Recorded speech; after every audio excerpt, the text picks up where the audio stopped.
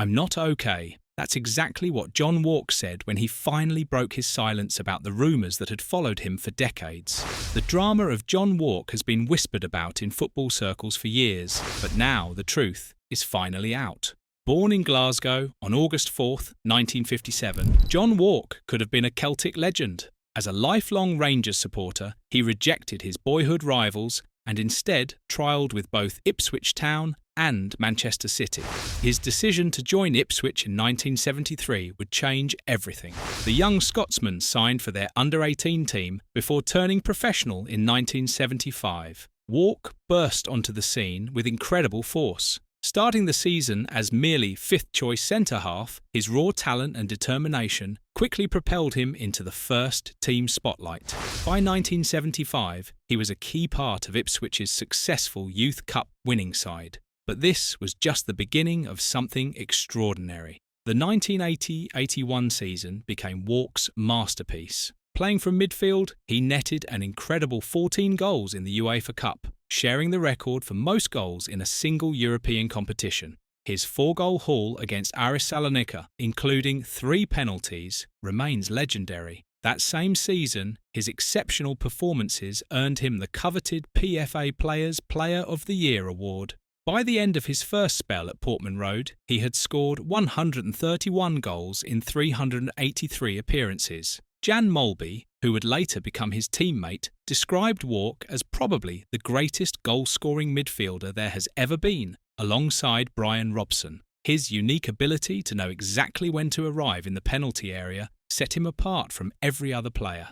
Bobby Robson famously dubbed him a Johnny on the spot for his uncanny knack of being in the right place at the right time. But success came with complications. Despite his achievements, Wark felt undervalued by Ipswich. He believed he deserved higher wages, but the club refused to accommodate his demands. When Bobby Robson left to manage England, Wark saw his opportunity. He requested a transfer, leading to professional disagreements that would define much of his career. In March 1984, Liverpool came calling.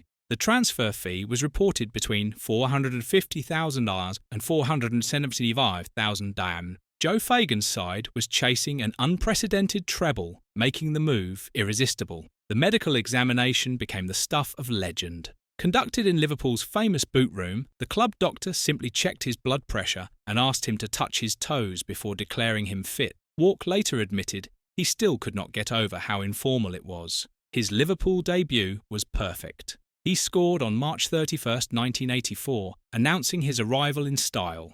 The 1984-85 season became his personal triumph. Wark emerged as Liverpool's leading goalscorer with 27 goals across 62 games in all competitions. This remarkable tally included 18 league goals, 5 in European competitions and 4 in the FA Cup, plus 3 hat-tricks. Even Ian Rush acknowledged this feat as fantastic, praising a midfielder for becoming top scorer.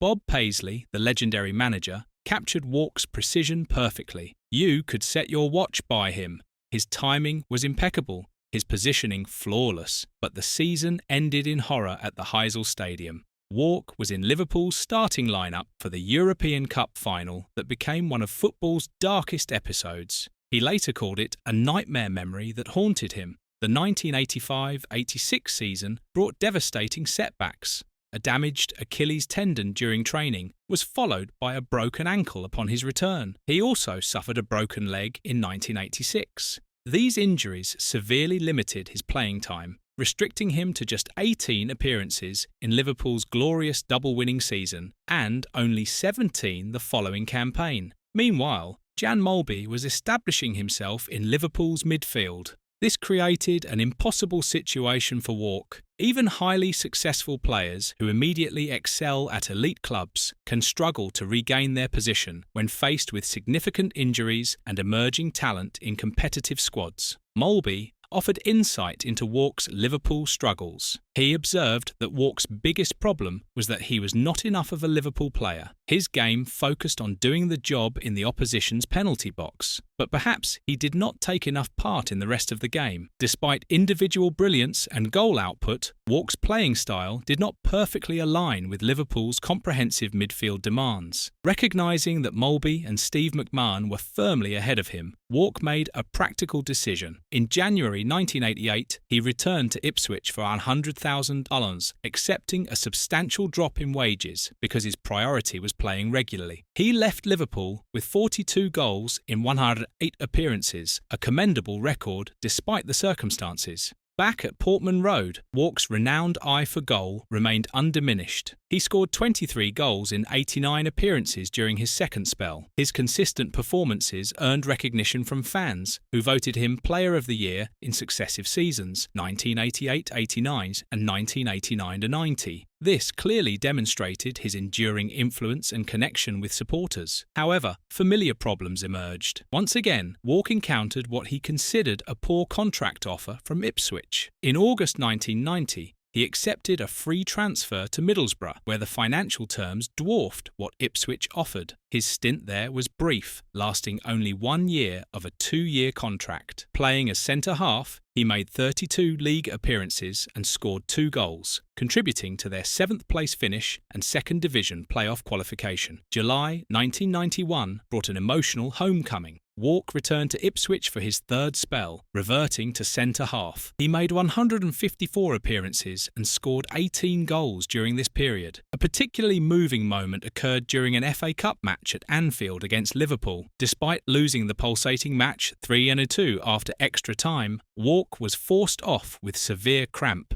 As he left the pitch, the Anfield faithful gave him a thunderous reception, moving him to tears. This moment powerfully illustrated the deep respect he commanded from supporters of both clubs. The 1994-95 Premier League season proved challenging for both Wark and Ipswich. The club finished 22nd and was relegated. This season is remembered for the historic 9-0 defeat to Manchester United at Old Trafford on March 4, 1995. Wark, then 37, was part of what was described as one of the slowest back fours the game had seen. Ironically, earlier that season, Ipswich had stunned Manchester United with a surprising 3-2 victory at Portman Road. Another notable incident occurred against Norwich City in 1995. Wark received his 2nd career red card in the 45th minute for a late tackle. He maintained it should have been only a booking, and both he and manager George Burley felt the incident completely altered the course of the game, which Ipswich lost 3-0. Despite these setbacks, Wark continued playing for 6 more years, finally retiring at age 40. His final 3 appearances came in the 1996-97 season. He concluded his career with over 820 appearances and 223 goals,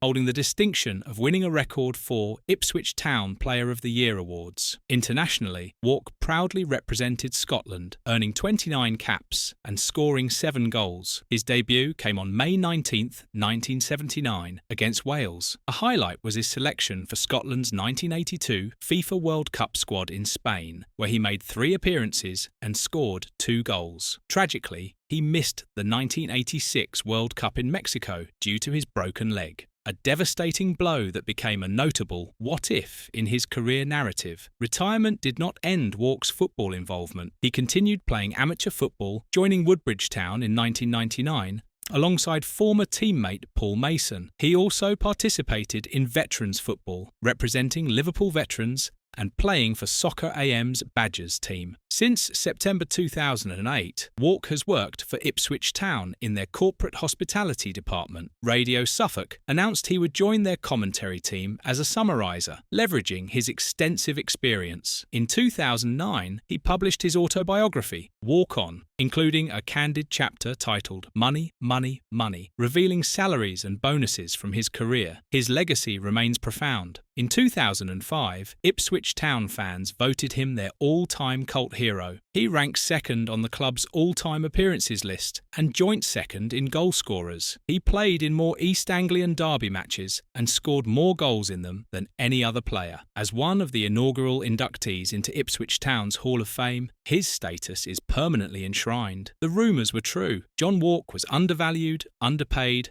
and often misunderstood. His willingness to prioritise playing time over financial gain, his ability to transition between positions, and his sustained engagement with football long after retirement collectively underscore his holistic impact. He represented dedication, talent, and enduring spirit required to succeed at the highest levels for over 2 decades. From his memorable appearance in Escape to Victory alongside Pelé and Sylvester Stallone to his tearful Anfield farewell, Wark's story transcends mere statistics. His career stands as compelling testament to longevity, versatility, and extraordinary goal-scoring ability from midfield. Despite narratives suggesting his achievements were forgotten or received less praise than deserved, his legacy is undeniably profound and multifaceted. John Wark remains a true footballing luminary, finally getting the recognition he always deserved.